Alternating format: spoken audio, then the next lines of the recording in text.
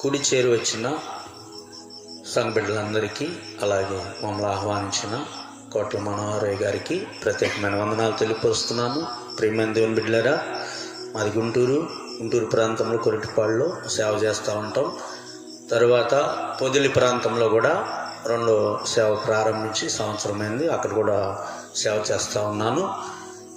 ప్రియులారా, నా సాక్ష్యం ఏంటంటే, నేను రజకుల కుటుంబంలో నుంచి వచ్చిన వాడను, అన్యుణ్ణి. అయితే నేను భయంకరమైన తాగుబోతున్నాను అన్నమాట. ఉదయము మొదలు పెడితే సాయంత్రం దాకా తాగుతూనే ఉంటా. గుంటూరంతా ఉన్న బార్ల చుట్టూ తిరుగుతూ ఆ బార్లలో తాగుతూ నేను ఒక అర్ధరాత్రి అయినా వచ్చేవాడిని కాదనమాట. నా భార్య, మా నాన్నగారు, మా అమ్మగారు నా కోసము వెతుకుతూ ఉండేవాళ్ళు, ఎక్కడున్నాడో, ఎక్కడ పడిపోయాడో, ఎక్కడున్నాడని. పిల్లరా, ఆ విధంగా భయంకరంగా నేను తాగుతూ ఇష్టానుసారంగా ప్రవర్తిస్తూ, పాపంలోనూ అన్నిట్లో ఇష్టానుసారంగా ప్రవర్తిస్తూ ఉండేవాడిని. అయితే ప్రియమైన దేవుని బిడ్డలారా, మా కుటుంబంలో నుంచి మా మేనల్లుడు రక్షించబడ్డాడు. ఆయన మొదటిగా ప్రార్థనకి వెళ్ళటం, పాస్టర్ గారి దగ్గరికి ప్రార్థనకి వెళ్తూ ఉండేవాడు. మమ్మల్ని అంటూ ఉండేవాడు, అమ్మా మీరు కూడా మారండి, నా మాటను, ఆ తాగు నుంచి మారు, నీ కొరకు మేము ప్రార్థన చేస్తున్నాం. యేసు ప్రభు లేరు, ఏం లేరు, వెళ్ళరాను ముందు బయటకని ఆయన త్రోసేస్తూ ఉండేవాళ్ళం. ఇట్లానే ప్రార్థన పెట్టేవాడు. ఇట్లానే మీటింగ్ ఏర్పాటు చేస్తే వాళ్ళ ఇంటి ముందే ఆరు బయట రోడ్డు మీద పెట్టి ప్రార్థన పెట్టేవాడు. మమ్మల్ని పిలిచేవాడు, మేము వెళ్ళేవాళ్ళము. అయితే ఇక్కడ ప్రార్థన జరుగుతూనే ఉండేది, నేను ఇంట్లో తాగుతూ ఉండేవాడిని మందు తెచ్చుకొని. ఈ బైబిల్ పట్టుకోమన్నప్పుడు నేను ఒకసారి ఆ బైబిల్ నేను కన్నాను, ఇస్త్రేసాను, ఎట పడితే అట మాట్లాడాను. దేవుడు లేడు, ఏం లేడు, ఇది మన దేవుడు కాదు, వాళ్ళ దేవుడు అని విమర్శించి ఎట్లా పడితే అట్లా మాట్లాడుతూనే ఉండేవాడిని అన్నమాట. అయితే తాగుడు మాత్రం మానలేదు. ఆయన ప్రార్థన చేస్తున్నాడు నా కోసం. 7 సంవత్సరాలు ప్రార్థన చేస్తానే ఉన్నాడండి. నేను మాత్రం మారనని చెప్పేవాడిని. నేను మాత్రం మారను, మా దేవుడు వేరు, మేము వెళ్ళేది వేరు, మేము చేసేది వేరు, అసలు నువ్వు వేరు, అసలు నువ్వెందుకు మారావని తిట్టేవాళ్ళం అన్నమాట. అలాంటి పరిస్థితుల్లో ఉన్నప్పుడు ఒక దినాన, ప్రియమైన దేవుని బిడ్డలారా, మా అన్నయ్య గారి కూతురు పెళ్ళి జరుగుతుంది. ఆ పెళ్ళికి వెళ్ళాం, కనిగిరి అవతల వెళ్ళి ఆ పెళ్లిలో ఫుల్గా తాగి పెళ్లి జరగకుండా అక్కడ గందరగోళంగా గొడవ చేశారు, భయంకరంగా గొడవ చేసేసారు. పిల్లనిచ్చిన మామను కూడా కొట్టాను అక్కడ. ఇక అందరూ తిట్టేవాళ్ళే, ఎట్టబడితే అటు మాట్లాడేవాళ్ళే. అయినను తాగుతానే ఉన్నాను.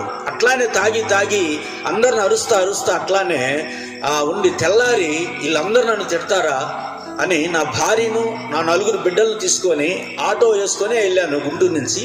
అదే ఆటోలో వస్తా ఉన్నా. నేను నిద్రపోతానే ఉన్నా.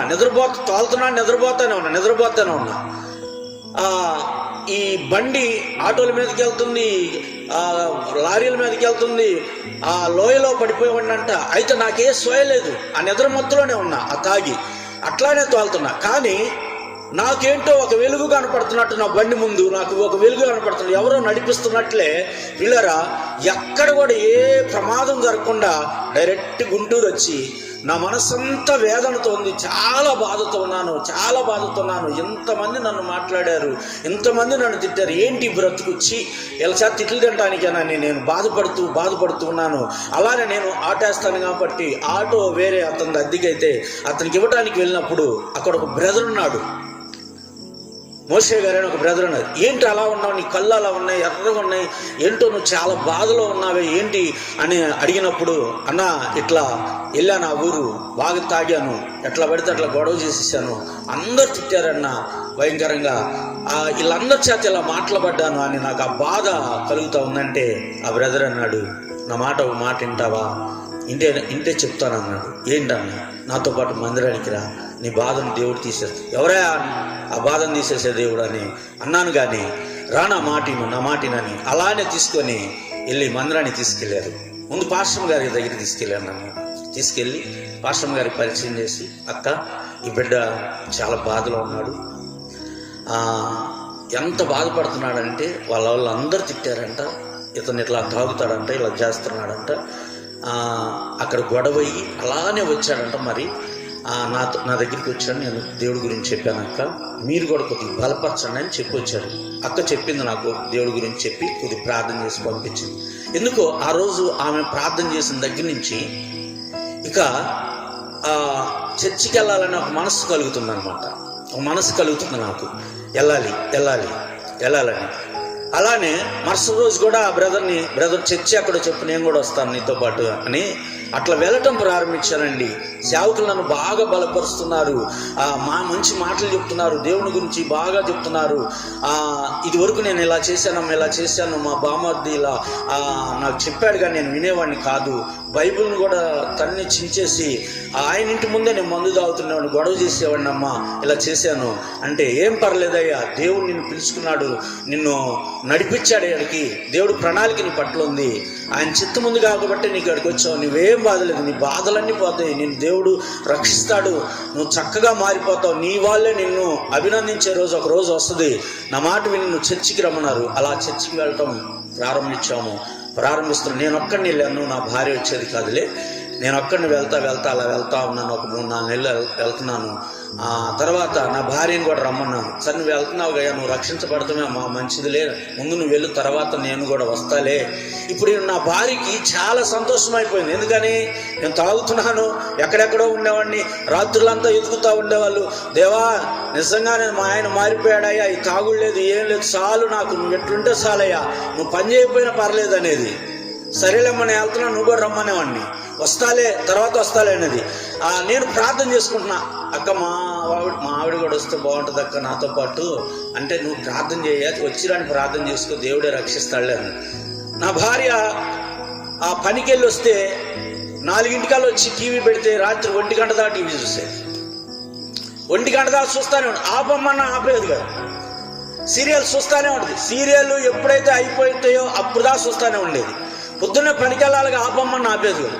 అలాంటి ఆమె ఒక దినాన నిద్రపోతుంటే దేవుడు అంట స్వరంతో మాట్లాడుతున్నాడంట, మేరీ మేరీ అని పిలిచాడు. మేరీ మేరీ అని పిలుస్తుంటే ఎవరో పిలుస్తున్నారని ఒకసారి లేచిందంట. రెండోసారి మరలా పండుకుంటారా, ఎవరు లేదులే అని, మరలా మేరీ మేరీ అని వచ్చింది, ఆ స్వరం వినపడుతుందంట. మూడోసారి కూడా అలానే పిలిచాలకి తెల్లారి నాకు చెప్తుంది, మేరీ మేరీ అనే స్వరంతో నన్ను పిలుస్తున్నారంటే దేవుడే నిన్ను పిలుస్తుంటాడు. అయితే నాకైతే తెలియదు, కానీ పాస్టర్ గారి దగ్గరికి వెళ్దాం అని చెప్పుద్ది మనకి, ఏంటో దాని గురించి అంటే, అప్పుడు వెళ్ళినప్పుడు అని చెప్పింది, అమ్మ దేవుడే నిన్ను మేరీ అని పిలుచుకున్నాడు, నా మాట విని దేవుడి వైపు రా, దేవుడి సన్నిధికి రా అన్నప్పుడు ఆ రోజు నుంచి నా భార్య టీవీ సీరియల్ మానేసి రోజుకు 3 గంటలు ప్రార్థన చేసేసి, సపట్లో పెడితే ఉన్నాను మైపడదామా, రోజుకు 3 గంటలు. ఇక టీవీలు ఎడిపోయినా ఏమి ఎడిపోయినా తెలియదండి. పిల్లరా చూడండి, అన్యుడైన నేను, పాపినైనా నన్ను దేవుడు రక్షించాడు, దేవుడు కాపాడాడు, ఆయన ప్రణాళిక నా పట్ల ఉంది. పాపిని నన్ను పిలుచుకున్నాడు దేవుడు, ఆయన సన్నిధిలో నిలవబెట్టాడు. ప్రార్థన అంటే ఏంటో తెలీదు, ఎలా ప్రార్థన చేయాలో తెలీదు, ప్రార్థన చేయడం ప్రారంభించాం. ఇక ప్రార్థన చేయడం ప్రారంభిస్తున్న కాడి నుంచి ఎప్పుడు చుట్టాలు మా దగ్గరికి వచ్చేవాళ్ళు, చక్కగా పలకరించేవాళ్ళు, డబ్బులు ఇచ్చేవాళ్ళు, అంతా బాగుండేది. ప్రార్థనకి వెళ్ళిన కాడి నుంచి వాళ్ళు మానేశారు, మా దగ్గరికి రావడం మానేశారు, వాళ్ళు పలకరించడం ఫోన్ చేయడం మానేశారు. ఇదేంట్రా బాబు, దేవుడి దగ్గరికి వస్తే అందరూ బాగా వస్తారని చెప్పారు, బాగుంటుందని చెప్పారు. ఇప్పుడు మా వాళ్ళందరూ మాకు దూరం అయిపోయారు, ఫ్రెండ్స్ దూరం అయిపోయారు, అందరూ దూరం అయిపోయారు. ఇప్పుడు తిన్నామన్నా కూడా బియ్యం లేవు, ఇంట్లో ఇబ్బంది పడిపోతున్నాం. ఏసైలోకి వస్తే ఎంత ఇబ్బంది, ఏంటి ఇబ్బంది పడుతున్నాం. ఎవరు ఎప్పుడు కావాలన్నా డబ్బులు ఇచ్చేవాళ్ళు. తాగడానికైతే 1000 కావాలంటే 1000 ఇచ్చేవాడు, 2000 కావాలంటే 2000 ఇచ్చేవాడు. అప్పు తీరకపోయిన తర్వాత తిరుద్దులు అనేవాడు. ఇప్పుడు బియ్యానికి కావాలంటే 500 కావాలన్నా నా దగ్గర లేవంటున్నా. అలాంటి పరిస్థితి వచ్చింది. ఒక దినం ఒక అతను కనపడ్డాడు, నా ఫ్రెండ్. నేను ఒక రోజు 15,000 ఇచ్చి అతనికి కనపడితే డబ్బులు లెక్కేస్తున్నాను బాగా. అబ్బా బలి దొరికాడరా, చక్కగా నాకు ఇప్పుడు డబ్బులు అడిగితే ఎంతో కొంత ఇస్తాడులే, నాకు 15,000 ఇవ్వాలి కదా అని నా ఫ్రెండ్ దగ్గరికి వెళ్ళి, అరే నాకు 15,000 ఇవ్వాలి కదా, ఒక్క 500 ఇవ్వరా, ఇంట్లో చాలా ఇబ్బంది ఉంది, 2 కేజీలు బియ్యం తీసుకుని కూరగాయలు తీసుకొని వెళ్తా అంటే, వాడు ఏమన్నాడు తెలుసా, డబ్బులుగా ఇను, కావాలంటే రా తాగుదాం, నువ్వెంత తాగుతావు తాగు, ఎంత తింటావు తిను, ఈ డబ్బులన్నీ తాగడానికి ఖర్చు పెడతా కావాలంటే అన్నాడు. నేన్నాను, దేవుడు నన్ను ఆ తాగు నుంచి విడిపించాడు. ఇప్పుడు మా కుటుంబం తిన్నా తినకపోయినా హ్యాపీగా ఉన్నారు, నా భార్య బిడ్డలు హ్యాపీగా ఉన్నారు. నాకైతే ఇస్తే 500 ఇవ్వు, లేకపోతే నాకేం అవసరం లేదు అని నేను ఇంటికి వచ్చేసాను. నేను అనుకుంటున్నాను, అమ్మా మనం దేవుళ్ళకి వస్తే ఇన్ని శ్రమల, ఇన్ని కష్టాల, ఇన్ని ఇబ్బందుల, మరి వీళ్ళందరూ ఎందుకు చెప్తారు ఆశీర్వాదాలు వచ్చేస్తాయి, డబ్బులు వచ్చేస్తాయి, దేవుడిని నమ్మితే నీకు బాగా ఉంటావు, కలగా ఉంటావు అని చెప్తున్నారు. కానీ మనం ఇన్ని ఇబ్బందులు ఎందుకు పడాలి? ఎప్పుడు పడలేదు. నేను తాగినప్పుడు ఎంత ఇబ్బంది పడలేదు. ఈరోజు పిల్లల్ని మనము ఆకలి దప్పికలతో ఉంచుకోలేదు ఎప్పుడు. ఈరోజు యేసు ప్రభు దగ్గరికి వచ్చినాక పిల్లలు ఆకలితో ఉన్నారు, మనం ఆకలితో ఉన్నాం, ఏమి లేదు అంటుంటే నా భార్య అనేది, నువ్వు దేవుణ్ణి ఎప్పుడు నిందించు, మాకు ఏం పర్లా, ఆకలితో ఉన్నా పర్లేదు, ఏమి లేకపోయినా పర్లేదు, దేవుడిని మాత్రం అవమానపరచొద్దు, దేవుడు ఏదో ఒక రోజు ఇస్తాడు, నా మాట విని అన్నప్పుడు పిల్లరా సరే బైబిల్ చదువుకో కాసేపు అంది. నేను బైబిల్ తీసి వాళ్ళకి నాకు మత్తయి సువార్త 5వ అధ్యాయము 5:11 ఒక మాట రాయబడింది. అక్కడ ఆ మాట నాకు కనపడింది. నా నిమిత్తం మీకు శ్రమలైనను, నిందలైనను, అబద్ధపు మాటలు ఎల్లను పలుకున్నప్పుడు మీరు ధన్యులని. అప్పుడు నేను సేవకుడికి ఫోన్ చేసి అన్న ఇదేంటి నాకేం అర్థం కావట్లేదు, ఈ వాక్యం నాకు ఇట్లా బాధలు ఉన్నప్పుడు, ఇబ్బందులు ఉన్నప్పుడు ఈ వాక్యం వచ్చింది అని నేను ఆయన ఫోన్ చేసి అడిగినప్పుడు మా సేవకుడు అన్నాడు, అన్న యేసు ప్రభు నిమిత్తం ఎంత ఇబ్బంది పడతావో, ఎంత కష్టపడతావో, ఎంత ఆకలి దప్పికలతో ఉంటావో, దేవుడు ఒక దినాన నీకు కావలసినవన్నీ కూడా నీ ఇంటికి చేరుస్తాడన్నా, నువ్వు భయపడద్దు, అదే దేవుడు నీతో మాట్లాడింది, నువ్వు పడాలి, శ్రమ పడాలి, ఇబ్బంది పడాలి, ఎవరైనా సరే నీ మీద అబద్ధం మాటలు చెప్పినా నువ్వు వాటి వైపు చూడొద్దు, దేవుని వైపు చూడు, దేవుడు నీకు ఇస్తాడు, నిజమా దేవుడు ఇస్తాడా అని నేను ప్రార్థన చేసుకుంటా ఉన్నా. పిల్లరా ఇలానే ప్రార్థన చేసుకుంటా గేట్ తలుపేసేసి నేను ఒక్కడిని ఉండి ప్రార్థన చేసుకున్నాను. మా పాస్టర్ గారు పనికి వెళ్ళిపోయారు. చేసుకుంటా ఉంటే ఒక ఆయన వచ్చి తలుపు కొట్టితే ఎవరైనా చూసి తీస్తే ఆయన భుజం మీద బియ్యం బస్తా ఉంది, చేతిలో కూరగాయల సంచి ఉంది. ఆయన తీసుకొని వచ్చి ఏందండి ఇది ఏంటంటే ఒక బ్రదర్ నీకు ఇచ్చిరమన్నాడు, మీకోసమే పంపించాడంటే, నాకు పంపించడం ఏందో ఆయన నాకు తెలియదు కదంటే, ఏమో తెలియదు, నా చేతికి ఇచ్చి పలానా బ్రదర్కి ఇచ్చేసిరా అని చెప్పాను. అప్పుడు అనుకున్నాను, దేవుడు తన బిడ్డలను ఆకలి దప్పికలతో ఉంచడు, కావలసినవన్నీ కూడా దేవుడు పంపిస్తాడు. ఆ రోజు నుంచి ప్రియులారా ఇంకా ప్రార్థన చేయటం ప్రారంభించాం. 3 నెలలు ఉపవాసాలు వేస్తున్నాం. కటిక ఉపవాసాల నుండి ప్రార్థన చేయాలని మా భార్య భర్తలు ఇద్దరం ప్రార్థన చేస్తూ ఉన్నాం. సేవకులు అన్నారు, ఒకరోజు పిలిచి అన్నారు సేవకులు, బ్రదరు దేవుడు మరలా నువ్వు తాగబోతున్నావంట, మరలా పాత జీవితం నీకు రాబోతుందంట, దేవుడు ఎందుకు చూపిస్తున్నాడో తెలీదు, నీ జీవితంలో ఏం జరగబోతుందో తెలీదు, మరి అట్లా నీకు అలా వస్తుందని నాకు చూపిస్తా ఉన్నాను, చాలా బాధ కలుగుతుంది, మరి నువ్వు కూడా ప్రార్థన చేసుకున్నారు. మా పాస్టర్ గారు చెప్పాను, ఏంటమ్మా సేవకుడికి ఎలా చూపించారంట దేవుడు, మరలా నేను తాగటం, మరలా ఇంతకుముందు ఎట్లయితే వీధిలో అలా తిరిగానో ఆ రీతిగా తిరుగుతున్నట్టు చూపించారంట. ఏంటంటే ఏం పర్లేదు, మనం ప్రార్థన చేసుకుందాం, ఎందుకు ఇలా వస్తుంది, ఏదో కష్టం జరగబోతుందని చెప్తున్నారు. ఎందుకని అంటే ప్రార్థన చేసుకుందాం, ఏం కాదులే, మన ప్రార్థన భయపడ మాకు అని నాకు ధైర్యం చెప్తా ఉన్నాను. ఎందుకంటే నేను ధైర్యాన్ని కోల్పోతా ఉంటా ఒక్కోసారి.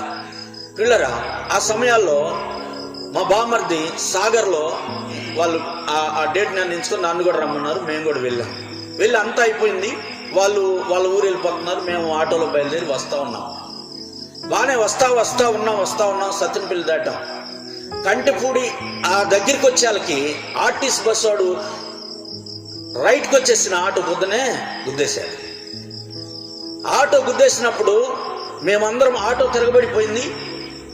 నేను ఆటో కింద ఉన్నా, నా భార్య నేను ఆటో కింద ఉన్నా. ఏం జరిగిందో తెలియదు, నేను స్ట్రాగ్ వెళ్ళిపోయా. ఆ తర్వాత నన్ను నీళ్ళు కొట్టి లేపి మా వాళ్ళు అందరు లేచినప్పుడు చూస్తే నా బిడ్డ అట్లా రోడ్డు మీద పడింది. చిన్న అమ్మాయి 10 సంవత్సరాలు. ఏమైంది ఆ అమ్మాయి ఇక్కడ చూస్తే, ఆ అమ్మాయికి రాడ్ వచ్చి ఇక్కడ గుచ్చుకొని పడ్డప్పుడు ఈ మెదడంతా కాలిపోయింది. ఇక చివరి ఛాన్స్లో ఉంది, ఇక అంటుంది అంతే. మా భార్య మా అమ్మాయి దగ్గరికి వెళ్ళి మోకరించి ప్రార్థన చేస్తా ఉంది ఎర్రటండలో. ఈ బస్సులో ఉన్న వాళ్ళందరూ అంటారు, ప్రార్థన అంటున్నా, ప్రార్థన చేస్తావు ఎందుకు, చచ్చిపోతుంటే ఆ పిల్ల నీ దేవుడు ఏమన్నా కాపాడా. నేను కూడా నిరుత్సాహం అయిపోయి అక్కడికి వచ్చేసి నేను కూడా ప్రార్థన చేయమాకు అంటున్నా. అయ్యా నువ్వు అనమాకట్లా, సైతానుడు అక్కడ ఉన్న నవ్వుతున్నాడు, నువ్వు దేవుడిని అవమానపరచొద్దు, ఏం పర్లేదు, దేవుడిచ్చాడు, దేవుడే తీసుకెళ్తున్నాడు, నువ్వు భయపడమాక, నా భార్య బలపరుస్తూ ఉంది, వాళ్ళందరూ తిడుతూ ఉన్నారు, నువ్వు కూడా మోకరించి ప్రార్థన చేయమంటుంది. నేను కూడా మోకరించి ప్రార్థన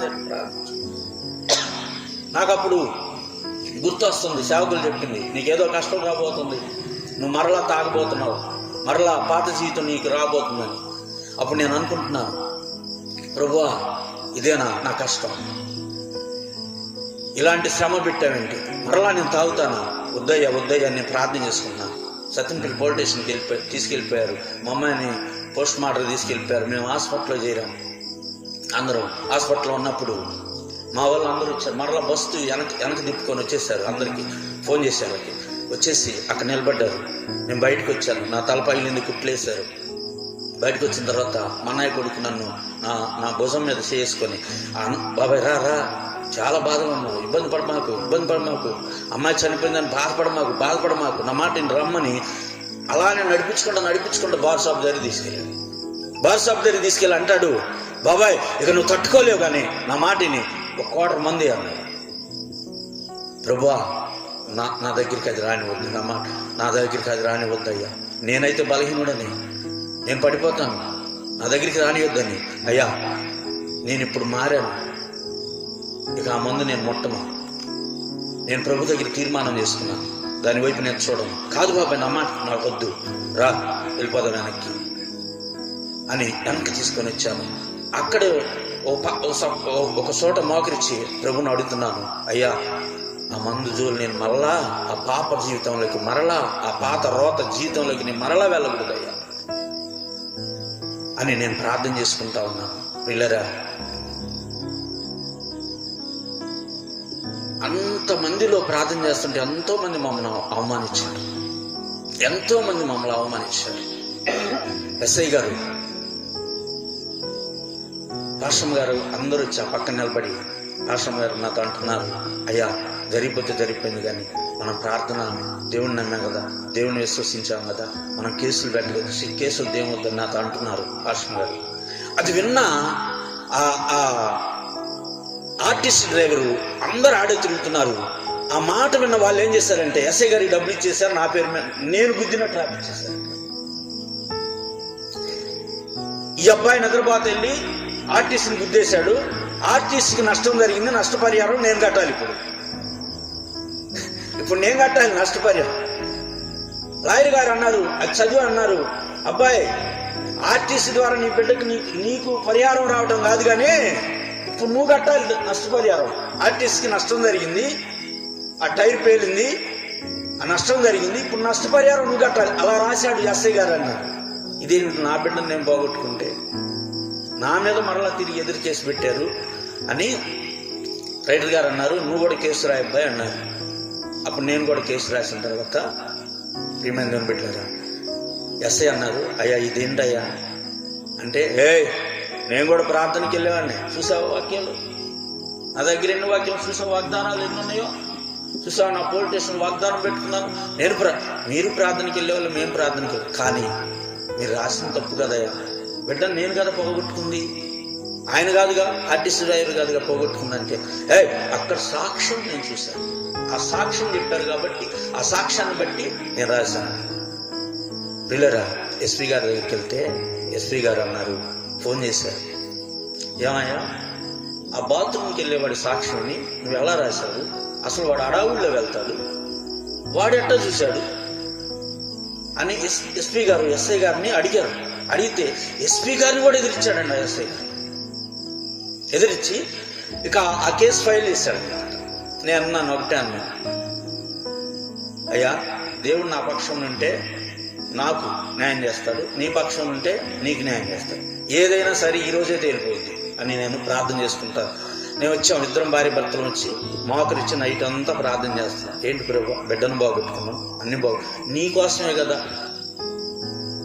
నిన్ను నమ్మిన వారు మరలా ఆ పోలీస్ స్టేషన్ తిరగొద్దని పాస్టర్ గారు చెప్పారు, అందుకే కదా మేము ఆగాము ప్రభు. మా వాళ్ళు అందరూ అన్నారు ధర్నా చేద్దామన్నారు, అక్కడ వద్దులే అని చెప్పాను నేను కూడా. పిల్లలు మా వాళ్ళు అందరూ ఇప్పుడు తిడుతున్నారు, ఇదిగో మేము చేస్తానంటే నువ్వు వద్దన్నావు, ఆ రోజు మేము కానీ నిలబడి ఉంటే నీకు న్యాయం జరిగేది కదా. ఈరోజు నువ్వే వాళ్ళకి డబ్బులు కట్టే పరిస్థితి వచ్చేసింది. అలా రాశాడు ఎస్ఐ గారు. మేము చెప్తుంటే నువ్వు నా మాటలు లేదా పాస్టర్ గారి మాటలే విన్నావు అన్నారు పిల్లరా. అయితే నేను అన్నాను, నా ప్రార్థన గట్టిదైతే దేవుడు కార్యం చేస్తాడు అని నేను చెప్పాను వాళ్ళందరికీ. రాత్రి ప్రార్థన చేస్తా ఉన్నాను. తెల్లారి వాళ్ళకి ఎస్ఐ గారి ఫోటో పడింది పేపర్లో. ఎస్ఐ గారి ఫోటో పడింది. ఏంటి అని ఫోటో పడిందని పేపర్లో చదివితే, ఆ రాత్రికాల సమయంలో ఒక గ్రామంలో గొడవ జరుగుతుంది. ఎస్ఐ గారు వెళ్ళారంట. ఎస్ఐ గారు ఆ గ్రామంలోకి వెళ్ళాక ఆ గ్రామస్తులందరూ కలిసి రైటర్ గారిని ఎస్ఐ గారిని కొట్టారు. తలబగిలి ఆ నైట్ వీళ్ళిద్దరు గుండు చేయించుకొని కట్లు కట్టుకొని ఉన్నారు. మరలా తెల్లారి పొద్దున్న వెళ్ళాం మేము. ఎస్పీ గారు నాకు ఫోన్ చేశారు. వెంటనే నువ్వు వెమ్మటే రావాలి, నువ్వు సంతకం పెట్టు ఆయన గురించి అని. ప్రైజ్లో అయ్యా దేనికంటే నువ్వు ముందు అన్నాడు. వెళ్ళాను. ఎస్పీ గారు అన్నారు, ఇదే ఛాన్స్, నీ బిడ్డకి తప్పుడు కేసు పెట్టి తప్పుడు సాక్ష్యం పెట్టి నన్ను కూడా ఎదురిచ్చాడు ఆ వ్యక్తి. అందరిని పిలిపించి ఎస్పీ గారు సంతకం పెట్టేసి, ఎస్పీ గారు అందరి సంతకం పెట్టించేసి అతను సస్పెండ్ చేసేసారు. నేను వెళ్ళాను. ఆయన అన్నాడు, రైటర్తో అన్నాను. ఆయన స్టేషన్కి రాలేదు కానీ ఎస్ఐ గారు రైటర్ గారితో అన్నాను, రైటర్ గారు మీరు ప్రార్థనకి వెళ్తారు, మేము ప్రార్థన. దేవుడు ఎవరి పక్షంలో యుద్ధం ఆడతాడో మీరు తెలుసుకోండి. ఎవరైతే యథార్థంగా ఉంటారో వారి పక్షంలో నిలబడి యుద్ధం చేస్తాడు. హల్లెలూయా, హల్లెలూయా. నిజంగా అండి, అల్పుడిని నన్ను ఎందుకు పనికిరాని వాడిని, పాపాత్మని నన్ను దేవుడు పిలుచుకొని నిలబెట్టుకుని ఈరోజు సేవ చేసే భాగ్యాన్ని నాకు దేవుడు ఇచ్చాడు. ప్రియమైన దేవుని బిడ్డలారా, ఇక్కడ మీరు అందరూ మరి ఎలాంటి వారో నాకు తెలియదు, అన్నిలో లేకపోతే అందరూ ప్రభువుని నమ్మిన వారైతే మంచిదే, దేవుని స్తోత్రం. మీరందరూ కూడా చక్కగా ప్రభు సన్నిధిలో దేవుని నమ్మండి, విశ్వసించండి. మరి సేవకులు ఎంతగానో ప్రాంతాలలో అనేక మంది రక్షించబడాలి. చివరి దినాల్లో మనం ఉన్నాం. అనేక మంది రక్షించబడాలని సేవకులు ఎంతో పోరాటం చేస్తున్నారు, ప్రయాసపడుతున్నారు. మరి ఈ ప్రాంతంలో కూడా సేవకులు ఇక్కడ అనేక మందిని దేవుని సన్నిధి తిప్పాలి. ఇంకా ఎన్ని దినాలు ఉన్నా ఆయన సన్నిధికి చేర్చాలి వాళ్ళని. నాతో పాటు వారు కూడా ఆయన సన్నిధికి రావాలని మరి ప్రయాసం ఉంది కనుక మీరందరూ కూడా చక్కగా సేవకుల్ని ప్రోత్సహించండి. కనుక వారిని ప్రోత్సహిస్తూ ఉంటే ఈ ప్రాంతం అంతా కూడా రక్షించబడుతుంది. ఆమె ఈ చిన్న సాక్ష్యం దేవుడు దీవించిన గాక. చీకటి కెరటాలలో త్రాగుడుతో తన ధనాన్ని, ఆరోగ్యాన్ని, సమయాన్ని, బలాన్ని, సమస్తాన్ని వ్యర్థం చేసుకుంటూ గోరిదరి లేక ఎటు వెళుతున్నాడో అర్థం కాని పరిస్థితుల్లో దేవుడు దర్శించి ఈ రోజున అనేకుల ఎదుట నిలబడి సాక్షిగాను వాక్య పరిచయం చేసే సేవకునిగా మార్చాడు.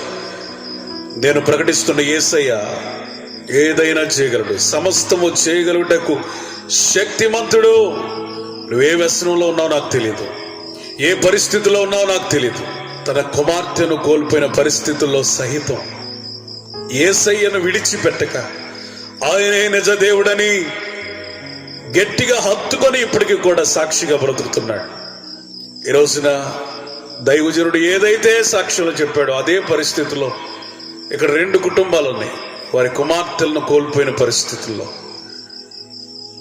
ఎక్కడైతే మనం ప్రార్థన పెట్టామో ఆ గృహం కలిగిన ఆ సహోదరుడు తన పెద్ద కుమార్తెను కోల్పోయి దుఃఖ సాగరంలో మునిగి ఉండగా యేసయ్యను వదిలిపెట్టకుండా తన కుటుంబం అంతా బాప్తిజం తీసుకొని ఈ రోజున గట్టిగా పట్టుకున్నాడు.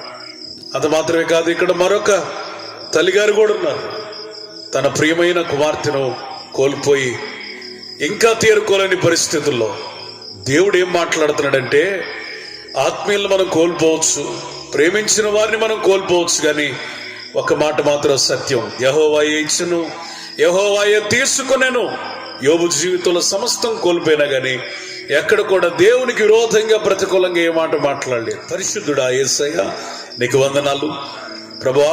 ఈ రోజున వచ్చిన ప్రజల్ని మీరు దర్శించండి నాయన. ఒకవేళ వారి యజమానులు త్రాగుబోతులైతే యేసుక్రీస్తు నామములో వారు ఆ వ్యసనముల నుంచి విడుదల పొందుదురుగాక. ఈ ప్రాంతంలో ఉన్న త్రాగుబోతులు రక్షించబడుదురుగాక. ధనమును, సమయాన్ని, బలమును, సమస్తాన్ని త్రాగుడికి ఖర్చు పెడుతున్న కుటుంబాలలో యేసు శక్తి కలిగిన నామములో విడుదల ప్రకటిస్తున్నాను. త్రాగుడుకు ప్రేరేపిస్తున్న దుష్టుని కార్యాలు కాల్చివేయబడునుగాక. వాడి బంధకాలు యేసు నామములో ఈ రాత్రి వేళ తెగి ఊడిపడునుగాక. ప్రభువా, ఎందరైతే నాయన త్రాగుతున్నా, పడిపోతున్నా, అయ్యా రకరకాల పరిస్థితుల్లో ఉన్నా, తమ భర్తల కొరకు ప్రార్థించలేని పరిస్థితుల్లో ఉన్నారు, వారిని కూడా ఈ రాత్రి మీరు హెచ్చరించారు. అయ్యా అయ్యా అయ్యా అయ్యా వారి భర్తల కొరకు ప్రార్థించే మనస్సు, కనికరమ కలిగిన హృదయం వారికి కలుగునుగాక. ఎందరైతే సీరియళ్ళు అనే కట్లలో ఉన్నారో ఆ స్త్రీలు యేసు నామములో రాత్రి విడుదల పొందుదురుగాక. వారి సమయమును వ్యర్థము చేసుకుంటూ కన్నీటి ప్రార్థనకు దూరం అవుతూ ఆయన కుటుంబాన్ని పట్టించుకున్నటువంటి ఆ పరిస్థితులు ఎందరైతే ఉన్నారో ఆ స్త్రీలకు రక్షణ కలుగునుగాక. సీరియల్ నుంచి విడుదల కలుగునుగాక. దేవానికి వందనాలు.